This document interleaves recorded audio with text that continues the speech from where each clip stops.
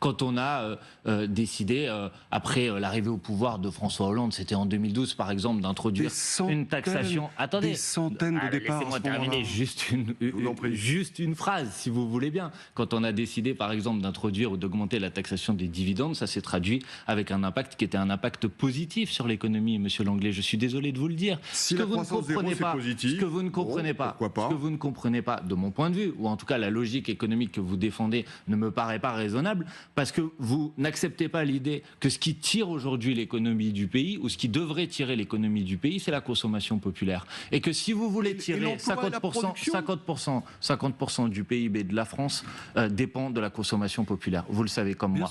Or, aujourd'hui, ce qui handicape la consommation populaire, c'est tout simplement le fait que les Français n'ont plus suffisamment d'argent pour pouvoir consommer, pour pouvoir se nourrir, pour pouvoir se soigner, pour aller profiter de quelques loisirs. Question de méthode.